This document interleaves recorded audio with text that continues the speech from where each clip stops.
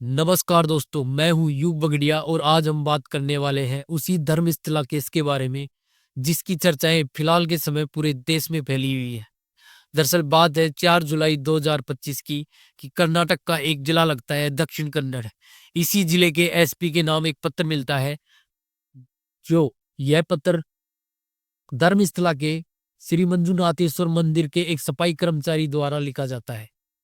इस पत्र में वो सफाई कर्मचारी के द्वारा दावा किया गया है कि मैं इस मंदिर का एक सफाई कर्मचारी था और अपने सफाई कर्मचारी के कार्यकाल के दौरान मैंने अपने हाथों से यहाँ पर सैकड़ों लाशों को दफनाया है।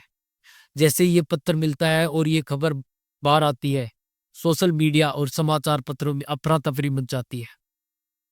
ये बात पूरे देश में आग की तरह फैल जाती है। इसी के चलते कर्नाटक सरकार पे एक दबाव बनता है और सरकार सामने आकर एक एसआईटी की टीम का गठन करती है जिसके अंदर बड़े ही 20 बड़े ईमानदार और बड़े अधिकारी इस टीम के अंदर होते हैं।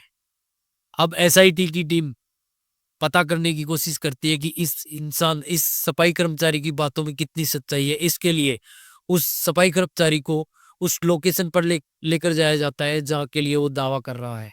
जब उस लोकेशन पर पहुंचते हैं वो लोग, तो सफाई कर्मचारी उस लोकेशन पर 13 ऐसी जगह चिन्हित करता है जहाँ के लिए वो दावा करता है कि मैंने यहाँ पर सैकड़ों लाशें दफनाई है। ये बात थी 29 जुलाई की, जब एसआईटी की टीम अपना काम वहां पर उस लोकेशन पर स्टार्ट करती है। आज इन बातों को 5 दिन बीत चुके हैं। आज छठा दिन है। आज है 4 अगस्त। पिछले 5 दिन के अंदर साइट नंबर 1 से 10 तक की खुदाई कर चुकी है एसआईटी की टीम। लेकिन इन 10 साइट के अंदर सिर्फ एक साइट नंबर 6 से कुछ कामयाबी मिली थी, जिसके अंदर कुछ कंकाल और इंसानी हड्डियां मिली थी जो फोरेंसिक टीम अपने कब्जे में ले चुकी थी। दरअसल आज नंबर है साइट नंबर 11 का और तारीख है आज 4 अगस्त। सुबह के 10:30 बजे एसआईटी की टीम, फोरेंसिक टीम और डॉक्टरों की टीम और सभी मजदूर मौके पर लोकेशन पर पहुंच जाते हैं। लेकिन आज जो सफाई कर्मचारी है, नकाबपोश भी कह सकता हूं मैं उसे, क्योंकि उसकी सच्चाई को छुपाने के लिए एसआईटी की टीम उसे एक नकाब के अंदर रखती है ताकि उसकी जान को कोई किसी प्रकार का खतरा ना हो। तो ये आज नकाबपोश इंसान कहता है कि सर, जो 13 लोकेशन मैंने चिन्हित की है, आप क्यों ना उस लोकेशन के अलावा उस लोकेशन के 100 मीटर के दायरे में आप जांच पड़ताल करें, खुदाई करें। एसआईटी की टीम उस सफाई कर्मचारी की बात को सुनती है और समझती है और उसकी बात को मानती है। इसी के चलते एसआईटी की टीम अपने काम को स्टार्ट करती है। 100 मीटर के दायरे में जैसे ही खुदाई की जाती है, तो कुछ फिट गहरे गड्ढा होता है कि एक महिला की साड़ी मिलती है जो कि फटी हुई होती है। जब आगे खुदाई और की जाती है, तो वो ही इंसानी कंकाल और हड्डियां मिलना स्टार्ट होता है। आज दूसरी बार था कि एसआईटी की टीम को कामयाबी मिली थी। पहली बार साइट नंबर 6 से कामयाबी मिली थी और आज साइट नंबर 11 से कामयाबी मिली थी। जैसे ही इंसानी हड्डियां और ये जो सबूत मिलते हैं, इन्हें भी फोरेंसिक टीम अपने कब्जे में ले लेती है। अब सिर्फ 2 साइट बची थी, साइट नंबर 12 और साइट नंबर 13। लेकिन साइट नंबर 13 के लिए वो नकाबपोश इंसान, सफाई कर्मचारी, वो दावा करता है कि सबसे जो अधिक लाशें उसने दबाई थी, यही साइट नंबर 13 पे दबाई थी। उसका कहना था कि यहाँ मैंने क्रम से लाइन में लाशों को दफनाया है। अब इसकी सच्चाई तो जब खुदाई होगी तभी सामने आएगी। अब तक कम से कम 18 से 19 साल बीत चुके हैं और जब से ये 15-20 दिन से कुछ समय से ये सच्चाई सामने आई है, तो वहाँ उस जगह पर लाशें गायब तो नहीं हो गई। ये तो समय ही खुदाई होगी, उसी के बाद पता लगेगा। इसके अलावा एक अहम बात होती है। आज कहा जाता है कि इस इलाके के अंदर सभी लोग इतने डरे हुए सहमे हुए रहते हैं कि इस प्रकार की जब भी कोई घटना होती है तो लोग अपनी शिकायत तक नहीं करते।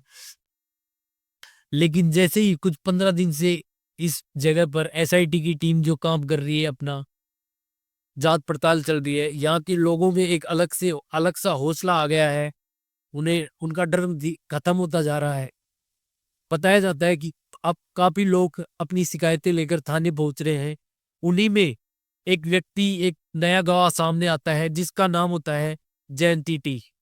जयंती टी ने पुलिस को कंप्लेंट दी है और उसने बताया है कि उसने कहा है कि उसने एसआईटी की टीम से बात की है और उस वो कहता है कि मैं जांच पड़ताल में मेरा हौसला, जो एसआईटी की टीम जो काम कर रही है इस जांच पड़ताल में मेरा हौसला बढ़ा है काफी। इसकी पहले मैं भी डरता था लेकिन अब मेरा डर खत्म हो गया है। इसी के चलते एसआईटी की टीम से वो बात करता है और एसआईटी को टी की टीम मुझसे कहती है कि तुम कल आना और अपना जो बयान है वो अपना बयान देकर जाना। जयंती टी बताते हैं कि करीब 15 साल पहले इसी धर्मस्थला क्षेत्र में, जहां पर ये जो फिलहाल जो क्राइम सीन है, इसी लोकेशन पर जयंती टी जब यहाँ से गुजर रहे थे तो एक 13 से 14 साल की एक लड़की की लाश देखते हैं। जैसे ही वो उसके पास पहुंचते हैं तो देखते हैं कि लड़की के तन पर कोई भी कपड़ा नहीं होता है। उसे देखकर वो तुरंत समझ जाते हैं कि लड़की के साथ कोई दुष्कर्म करने की कोशिश की गई है और इस उसके बाद इसकी हत्या कर यही छोड़ दिया गया है। जैसे ही जयंती टी इस लड़की को इस हाल में देखते हैं, उसे महसूस हो जाता है कि ये हत्या का मामला है। वो सीधा तुरंत पुलिस के पास पहुंचता है और पुलिस को ये सारी बातें बताता है। पुलिस जयंती टी को लेकर मौके पर पहुंचती है और पुलिस देखती है कि एक लड़की की लाश मिली है और जिसके तन पर कपड़े नहीं है। हत्या का मामला है, दुष्कर्म का मामला है।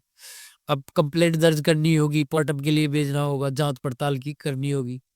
पुलिस न जाने क्या सोचती है, जयंती टी को कहती है कि अब तुम यहाँ से निकलो, तुम्हारा काम खत्म, लेकिन अपना मुंह बंद रखना। उसे धमकाती है, उसे ही धमका कर वहां से भगा देती है। जैसे ही जयंती टी वहां से चला जाता है, जयंती टी देखता है कि पुलिस ना कोई एफआईआर, ना कोई जांच पड़ताल, ना कोई पोस्टमार्टम, ना कुछ, अपनी कोई जिम्मेदारी पूरी ना करते हुए उस लड़की की लाश को वहीं पर उस जंगल में दफना देती है। अब जयंती टी कहता है कि मैंने एसआईटी की टीम से बात की है और मैं चाहता हूं कि मैं एसआईटी की टीम को उस लोकेशन के बारे में बताकर वहां पर खुदाई करवा के उस 13 से 14 साल की बच्ची के अवशेषों को बाहर निकलवाना चाहूंगा। और वो कहता है कि आज भी मुझे वो लोकेशन अच्छे से याद है जहां पर उस लड़की को दफनाया गया था। दोस्तों, इस वीडियो में मैंने जो कुछ कहा है ये सारी सच्ची घटनाएं हैं। इन्हें इन सब घटनाओं को सुनकर आपके दिमाग में अगर कुछ विचार आते हैं, आप सोचने पे मजबूर होते हैं, तो वीडियो को लाइक करें और कमेंट में अपनी राय अवश्य रखें। और जाने से पहले चैनल को सब्सक्राइब करें। मैं बहुत मेहनत से आपके लिए वीडियो लेकर आता हूं। और बेल आइकन को जरूर दबाइएगा ताकि मेरी हर आने वाली वीडियो आपके साथ साथ समाज तक भी पहुंच सके। धन्यवाद दोस्तों।